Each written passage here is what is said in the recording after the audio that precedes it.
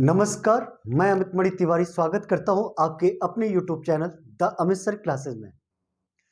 पिछली क्लास में हम लोग नदी तंत्र के बारे में पढ़ रहे थे। मैंने कहा था कि जो क्लास में स्टार्ट करूंगा वह इंडियन ज्योग्राफी के इंट्रोडक्शन से पूरी शुरुआत से ये क्लास स्टार्ट करूंगा। तो आज की जो क्लास होगी वो मतलब इंडियन ज्योग्राफी में जो होगी वो इंट्रोडक्शन के साथ शुरुआत होगी। यानी जो भारत का भूगोल है उस भारत के भूगोल के परिचय से ये पूरी क्लास स्टार्ट होगी। ठीक है, हम सभी जानते हैं कि जब भी हम ज्योग्राफी की चर्चा करते हैं, ज्योग्राफी का डिस्कशन करते हैं, ज्योग्राफी का, तो हम सभी जानते हैं कि जो ज्योग्राफी का डिस्कशन किया जाता है तो इसमें यह कहा जाता है कि ज्योग्राफी जो है एक इंडियन ज्योग्राफी है और एक वर्ल्ड ज्योग्राफी है। हमारी जो सीक्वेंस चल रही है, सीरीज चल रही है, इंडियन ज्योग्राफी की चल रही है।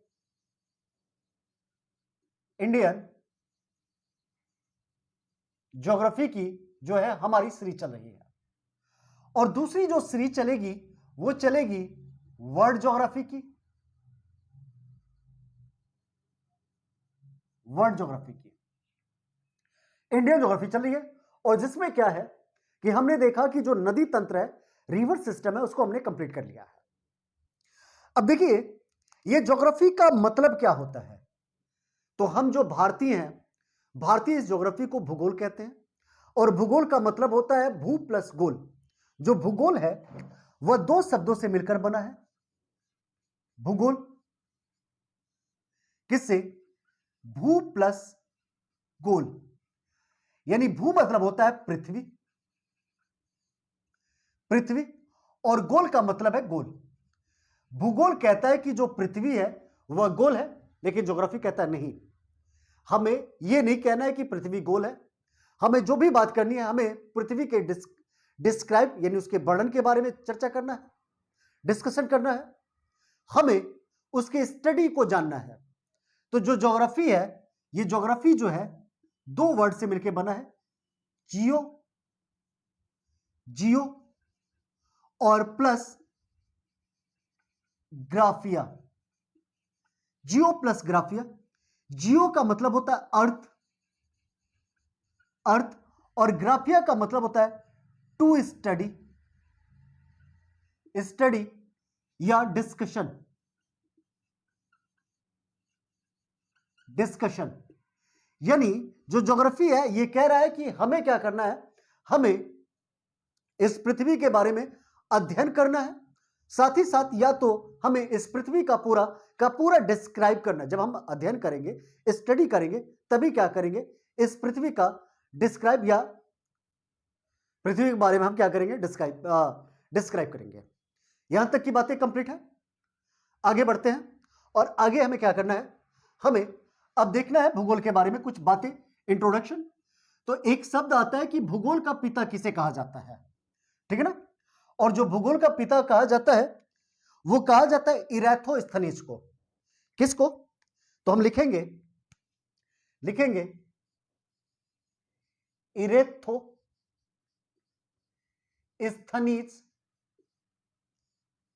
इरेथोस्थनीज को भूगोल का पिता कहा जाता है, भूगोल का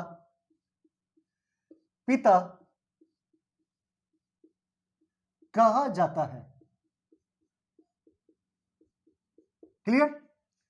इरेथोस्थनीज को क्या किया जाता है, भूगोल का पिता कहा जाता है। और इन्होंने एक किताब लिखा था जिसका नाम था जियोग्राफिया। इनके बुक का क्या नाम था? इनके बुक का नाम था जियोग्राफिया। क्या नाम था? जियो, जियो, जियोग्राफिया, ये इनके पुस्तक का नाम था।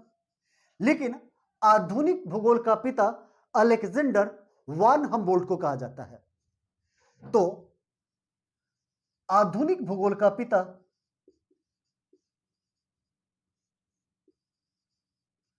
आधुनिक भूगोल का पिता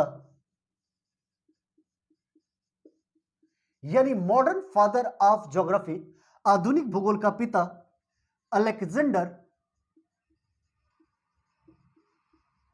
अलेक्जेंडर वान हम्बोल्ट को कहा जाता है। वान हमबोल्ट को कहा जाता है। ठीक है, ये कुछ बातें थी सामान्य बारे में, भूगोल के बारे में बात था। इतनी बातें आप लिख भी लेंगे। अब हेडिंग डालेंगे भारत का सामान्य परिचय। आज जो हेडिंग डालेंगे वो हेडिंग डालेंगे भारत का सामान्य परिचय। ठीक है ना, simple introduction of India, simple introduction of India, यानी हमें भूगोल का सामान्य परिचय बात करना है। तो मैं बताऊं कि जो भारत है, इस भारत का क्षेत्रफल 32,87,263 वर्ग किलोमीटर है। ठीक है ना, कितना है? 32,87,263 वर्ग किलोमीटर। जो भारत का क्षेत्रफल है यह विश्व के क्षेत्रफल का मात्र 2.4% है। ये जो पूरा का पूरा पृथ्वी है, यानी जो ग्लोब है, इस ग्लोब का पूरा क्षेत्रफल जो है 51 करोड़ वर्ग किलोमीटर है। उस 51 करोड़ वर्ग किलोमीटर का जो भारत का क्षेत्रफल है, वह क्षेत्रफल मात्र 2.4% है। अगर जनसंख्या की बात करें तो भारत का जनसंख्या जो है 121 करोड़ है 2011 के अनुसार। इस हिसाब से देखा जाए तो भारत जो है, जो विश्व की जनसंख्या है उसका 17.7% है। भूमि मात्र 2.4% है पूरे विश्व का। और जनसंख्या पूरे विश्व का कितना है? तो पूरे विश्व का जनसंख्या भारत के पास है 17.7%। यानी पूरे विश्व के जनसंख्या की बात करें तो लगभग 8 बिलियन यानी 800 करोड़ जो है ये पूरे विश्व की जनसंख्या है। देखिए, ध्यान दीजिएगा, आपने हेडिंग लिख लिया भी होगा। ध्यान दीजिएगा, मैं किसकी बात कर रहा हूं? तो मैं बात कर रहा हूं ग्लोब की। ग्लोब यानी ग्लोब हम मानते हैं पृथ्वी को। इस पूरे ग्लोब की बात कर रहा हूं। इस ग्लोब का जो एरिया है, यानी पूरे पृथ्वी का जो एरिया है, वह 51 करोड़ वर्ग किलोमीटर है। 51 करोड़ वर्ग किलोमीटर पूरे पृथ्वी का है। इस 51 करोड़ वर्ग किलोमीटर का जो भारत का क्षेत्रफल है वो है 32,87,263 वर्ग किलोमीटर। ठीक है ना, यह है भारत का क्षेत्रफल। अब ये पूरे पृथ्वी का क्षेत्रफल है उसका है 32,87,263 किलोमीटर, यानी 32,87,263 स्क्वायर किलोमीटर क्या है? एरिया है इस इंडिया का। इस एरिया की बात करें तो वह जो एरिया है पूरे विश्व का, यानी इसका 51% का, यह है कितना? 51 करोड़ का कितना है? 2.4% भारत का क्षेत्रफल है। 2.4% अगर परसेंटेज की बात करें। इस पूरे पृथ्वी पर जो पॉपुलेशन की बात किया जाए, पॉपुलेशन आपको देखने को मिलेगा 800 करोड़।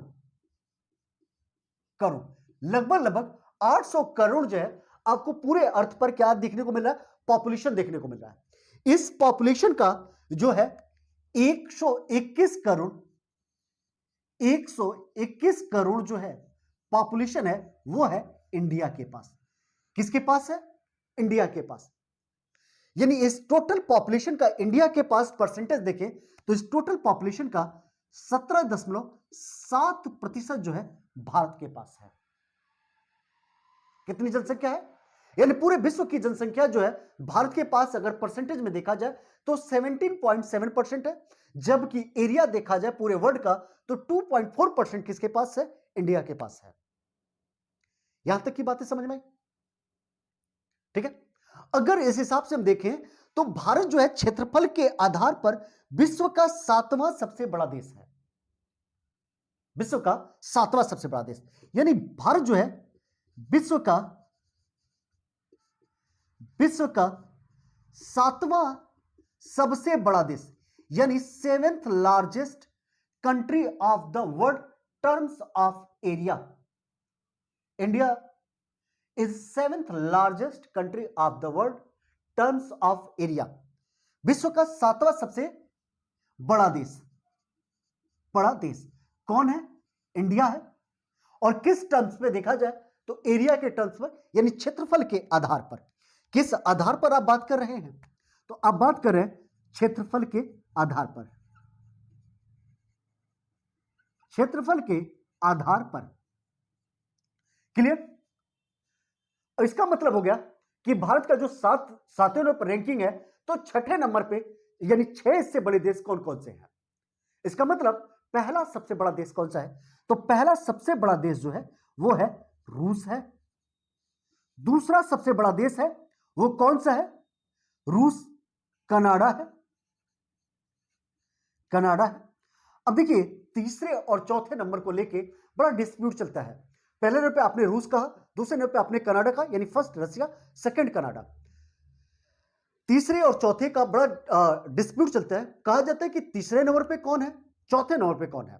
तो देखिए, तीसरे नंबर पे यूएसए सबसे बड़ा देश है, लेकिन अगर अवैध रूप से देखा जाए तो अवैध रूप से चाइना ने बहुत सारे क्षेत्रों को अक्वायर कर लिया है।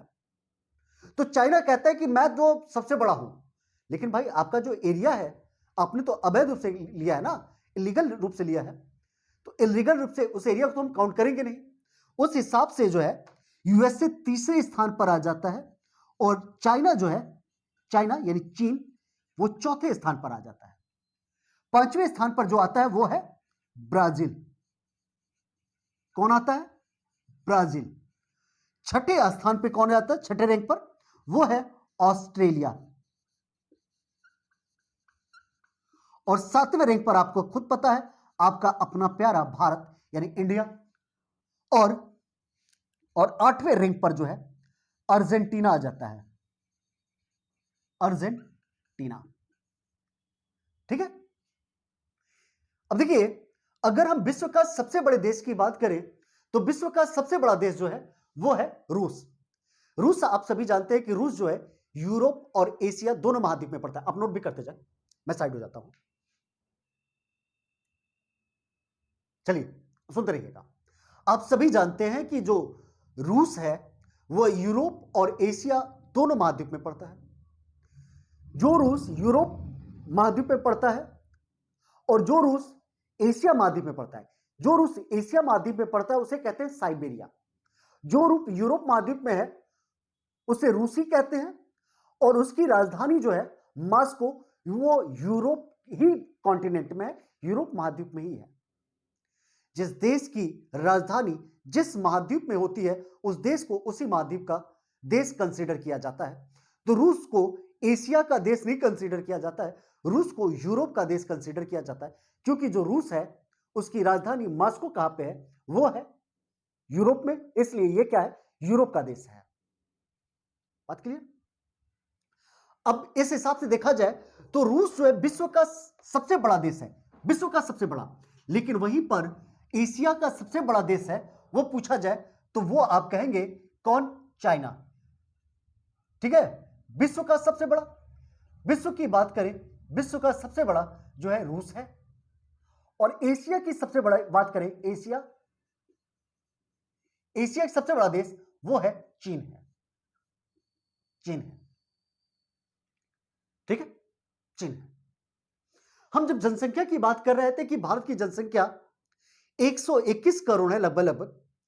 देखिए, भारत का अगर 2023 का डेटा आ जाए तो लगभग 140 या 141 करोड़ के आसपास पहुंच जाएगा जब डेटा आएगा। मात्र 2 ही पॉइंट चाइना से क्या है? पीछे है। हम भारतीय ना कुछ नहीं कर सकते हैं, जनसंख्या बढ़ाने में आगे हैं, जनसंख्या बढ़ा लेंगे। अगर यूपी को आप एक कंट्री कंसीडर करें तो यूपी जो है ब्राजील को पीछे छोड़ देता है, इतनी पॉपुलेशन है यूपी के पास। समझ रहे हैं ना लोग? ठीक है। तो आइए हम बात करते हैं किसकी? हम बात करते हैं इसकी जनसंख्या के आधार पर कौन सा रैंक रखता है? कौन? भारत। तो जनसंख्या के आधार पर भारत जो है 2011 की जनसंख्या की बात की जा रही है, 2021 का भी आएगा, अभी सेकंड रैंक ही रहेगा, उसके बाद वो फर्स्ट रैंक आ जाएगा इंडिया। इस मामले में फर्स्ट आएगा, अन्य मामलों में नहीं आएगा। क्लियर?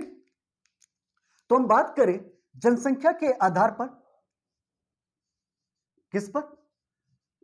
जनसंख्या, यानी जनसंख्या के आधार पर,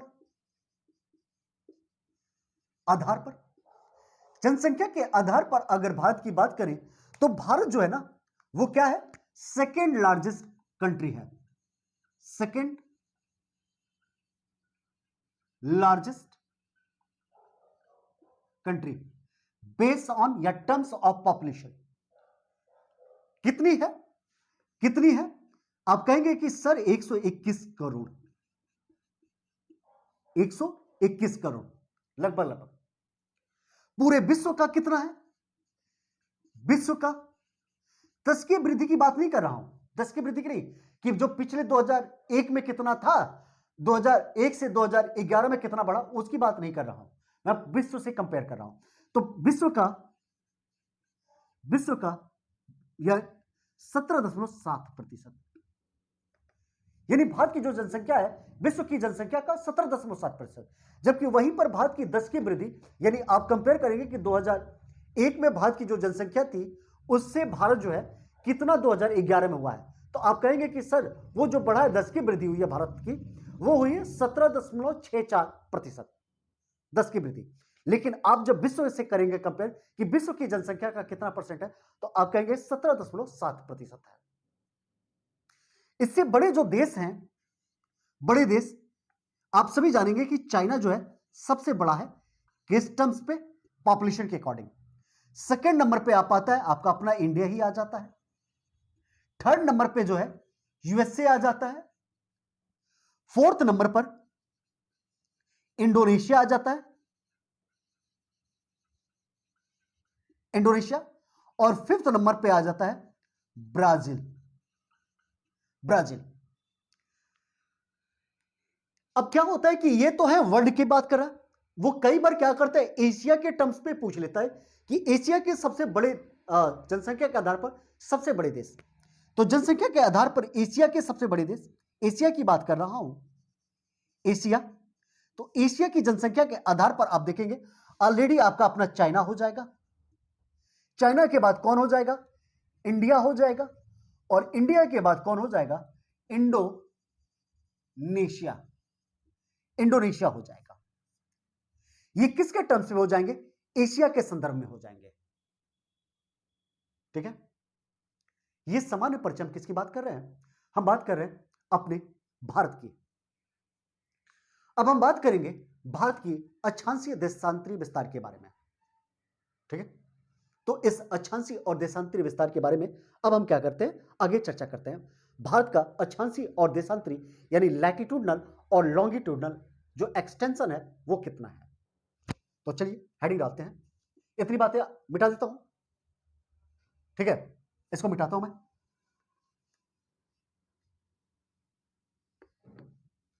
चलिए हेडिंग डालिएगा, latitudinal and longitudinal extension of India, यानी अक्षांशीय व देशांतरी विस्तार, भारत का अक्षांशीय व देशांतरी विस्तार, ठीक है ना। लैटिट्यूडनल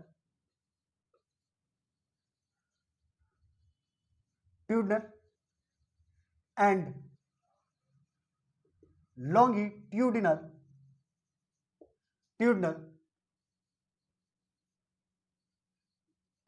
एक्सटेंशन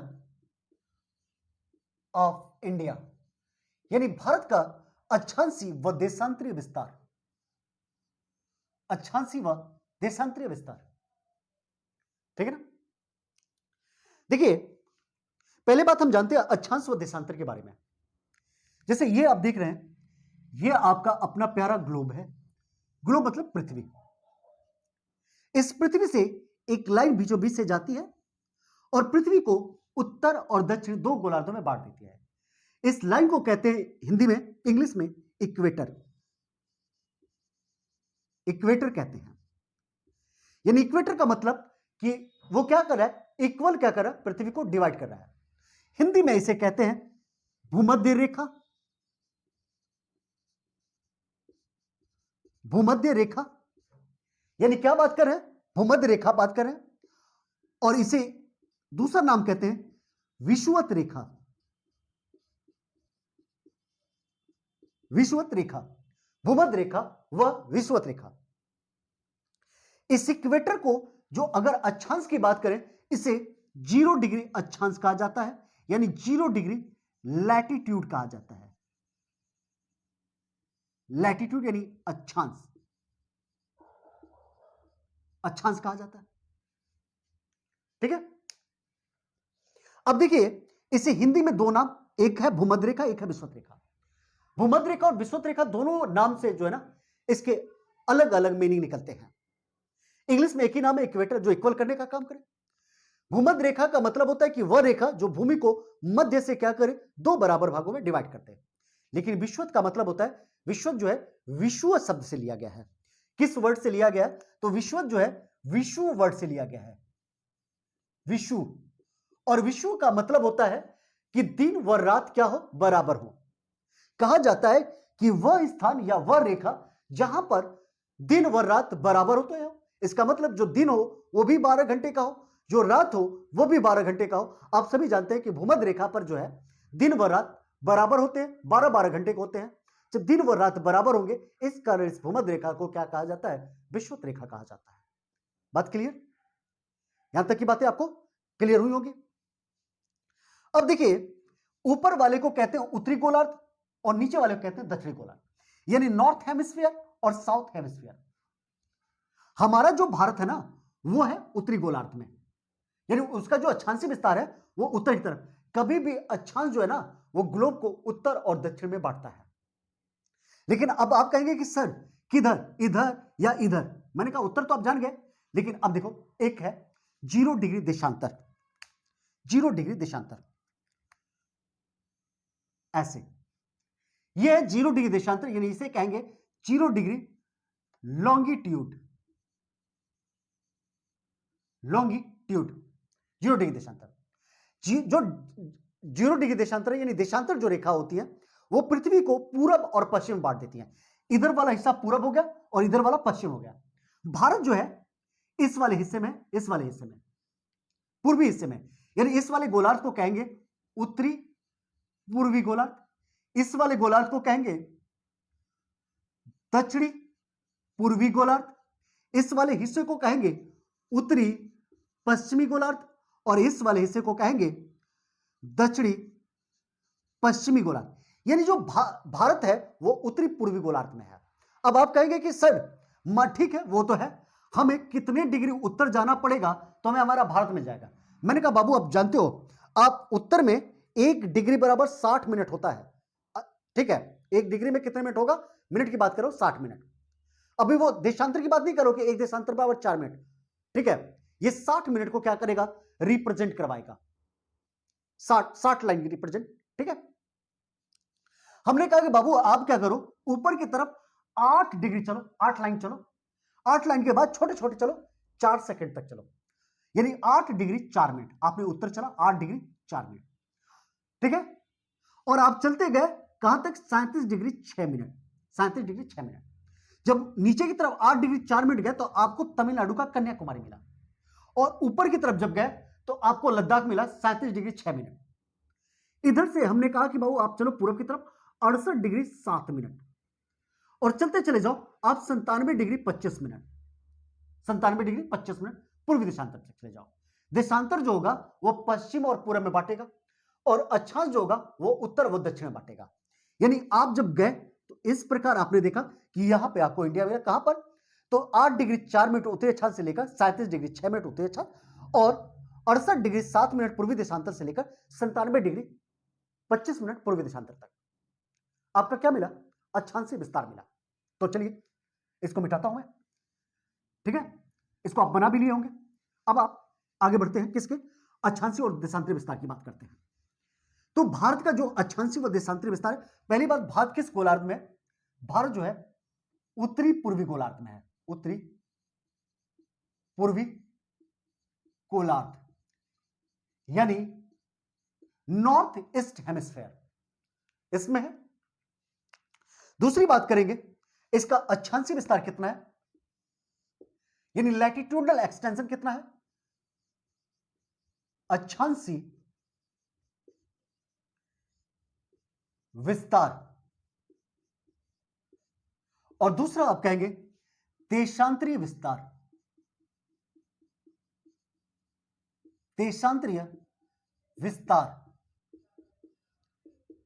तो हम कहेंगे कि इसका जो अक्षांशीय विस्तार है, अक्षांशीय विस्तार है, वह अक्षांशीय विस्तार 8 डिग्री 4 मिनट उत्तरी अक्षांश से लेकर 37 डिग्री 6 मिनट उत्तरी अक्षांश तक है।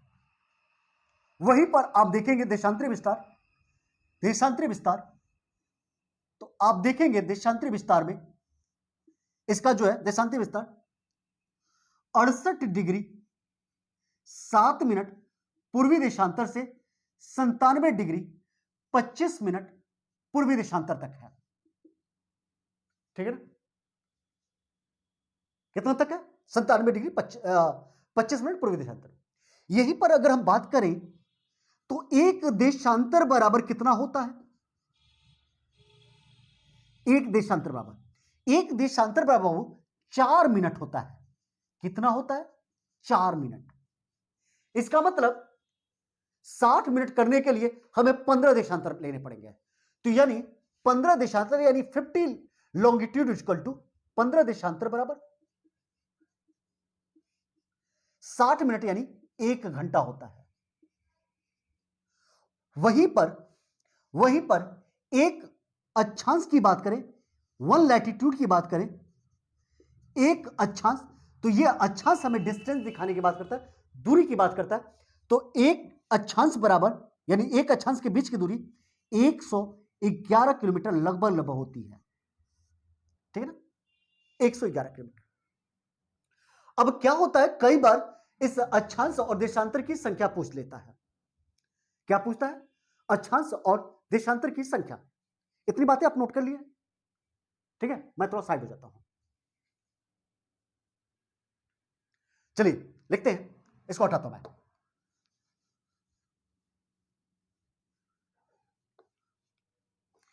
जो है क्या पूछता है कि अक्षांश की संख्या और अक्षांश रेखा। देखो ध्यान देना, ये ग्लोब है और ये है भूमध्य रेखा यानी इक्वेटर। ये 0 डिग्री है। जब आप 0 डिग्री से क्या करोगे, ऊपर जाओगे तो आप आते जाओगे, नंबर करते जाओगे, तो यहां तक आओगे तो इसे कहते हैं 90 डिग्री उत्तरी अक्षांश। नीचे आओगे तो आप 90 डिग्री उत्तरी अक्षांश आओगे। क्या है? ये अक्षांश है। अक्षांश की बात करो, यानी अक्षांशों की संख्या की बात करा जाए, केवल अक्षांशों की संख्या, तो संख्या की बात की जाए तो 90 नीचे की तरफ, 90 ऊपर की तरफ, यानी 90 नीचे 90 ऊपर। बीच में हो ये 0 डिग्री भी तो एक अक्षांश है, ये भी तो एक अक्षांश है, यानी 0 डिग्री भी एक अक्षांश है। तो अक्षांशों की संख्या कितनी हो गई? 181। लेकिन अक्षांश रेखा पूछा जाए, रेखा, ये रेखा है, ऐसे से रेखा पूछा जाए, अक्षांश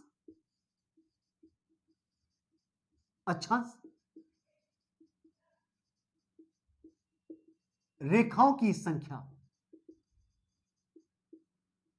अक्षांश रेखाओं की संख्या जो है, अगर इसके बारे में पूछा जाए तो देखो, जब आप ऊपर आओगे 90 डिग्री पे आओगे ना, चलते आओगे तो आपको रेखा मिलती जाएगी, लेकिन 90 डिग्री पर आपको कोई रेखा नहीं मिलेगी, कोई रेखा नहीं मिलेगी।